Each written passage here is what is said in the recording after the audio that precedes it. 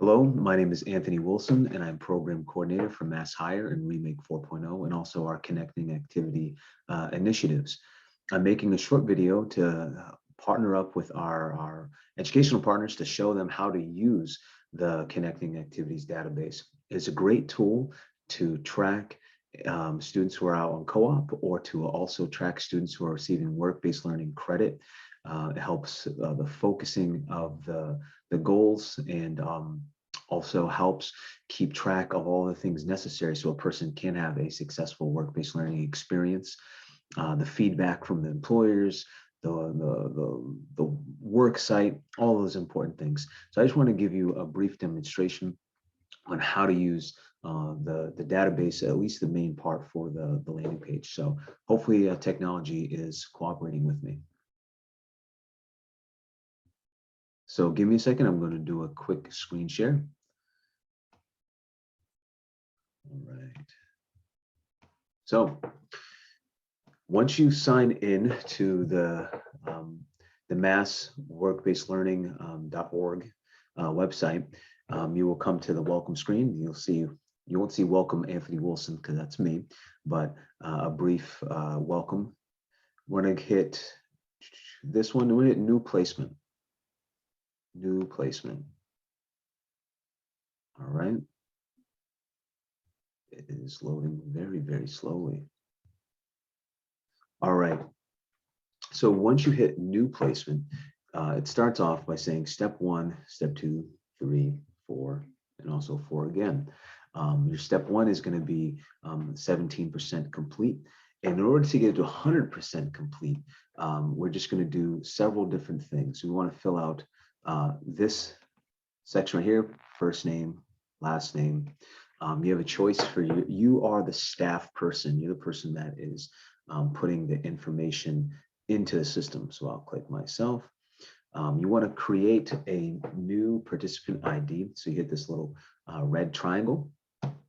Oh, and it generates a new ID. You want to click name of activity. You always click connecting activities. That is how DESE is able to keep track of work-based learning in this initiative and this partnership with Mass Hire. So real quick, do they have a work-based learning plan? Well, we are creating one in the database. So let's click yes in the database, or you can either do yes in Word, and if you want to have a paper copy of it, then so be it. By the way, let's click yes in database. And figure out which one of these boxes that it applies for the student is participating in. Hopefully, students are participating in either at least some workshops or workshop series, so that they can get necessary information and little activities that will help them have a successful co-op or a successful work-based learning experience. So let's click workshop, and hopefully there will be some individual coaching.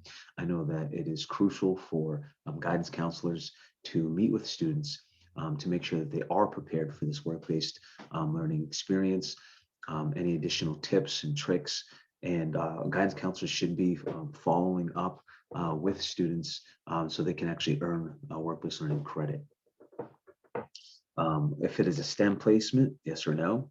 Let's take a quick step back. You want to click career focus. They have a whole bunch of categories already created. So let's just pick one that is appropriate for the students' activities that they're participating in. Career focus. Let's click general work-based learning experience. There are certain partner schools that do have either career exploration or innovative pathway. So let's say if I'm in an innovative pathway and it's advanced manufacturing, I will click this one. They have questions about gender, any type of disabilities, could be learning or physical. And then also race questions. This is a way that DESE is able to determine if those specific groups are getting enough resources and enough training and enough attention paid to make sure that certain groups that have historically not had good outcomes, that they give enough resources that they can, and opportunities that will allow them to have better outcomes. All right. So you can skip right down to this section for the school. You can make sure you find your school that you are a part of. I'll just pick Goodrich Academy. Graduating class 2022. That's the next section that you want to that you have to fill out. So for this section, if your student is working with one of our partners, so let's say, let's type in, McDonald's. All right. There's a lot of different McDonald's locations. If the location or if the job site that your student is working in is not in our database, then you have to create that placement. So you put the employer name, that is the company name, then the address, your city, state, zip code, industry cluster, trying to figure out which sector that they might best fit in. It might not be a perfect one-for-one, but if you choose the best sector that it lines up. Employment type, whether private, public, nonprofit, unknown. If you do not know, just click unknown. It's okay. Once you do that, hit okay, and that placement will be added to our database. So, but for the sake of this exercise, I will just click the McDonald's in air. All right. So job title, once again, we also have a massive list of pre-generated and created job titles from the past. We've had thousands and thousands of students all throughout the Commonwealth of Massachusetts that have participated in these activities. So we want to make sure that they're in the database, but we want to make it easy for the people that are filling out this information, that they don't have to recreate the wheel. So I'll just food manager. Start date, let's say January 1st of this year. End date, the person's end date will either be at the end of the grade, your quarter, whether it's semester, quarter, trimester, whatever it is. I often just put toward the end of the year for the student if I know that the student's going to be working this specific job full time throughout the year, and boom, they should be graduated hopefully by that first week in June. Hourly pay, minimum wage now I believe is over $14 an hour. So 25, it's employer paid. This is already pre-checked, the connected activities box. Then you hit save. Let's see if we made it to be a full 100%. Let's see. Oh, 95. So this is a great opportunity. That means I didn't fill something out. So we want it to be a full 100. So let me go back through this. Oh, here it is, STEM placement. No, it's not a STEM placement. So watch. Now it will be a full 100%. I believe it. Look at that. I believed in myself, and I believe that you will have the capability of doing this as well. Your next section, your job description. We have a database that you can pull stuff from, so you don't need to recreate the job description. So let's see if I can find it. Bank of job descriptions. Right here. Where my mouse is. It's taking a long time to load. I do apologize, but thank you for your patience.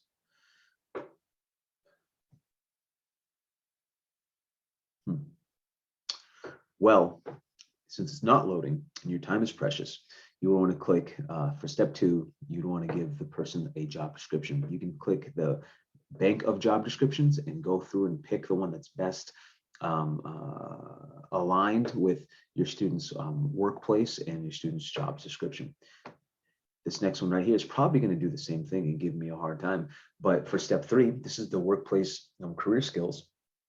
This is the box that has the bank of sample tasks and skills.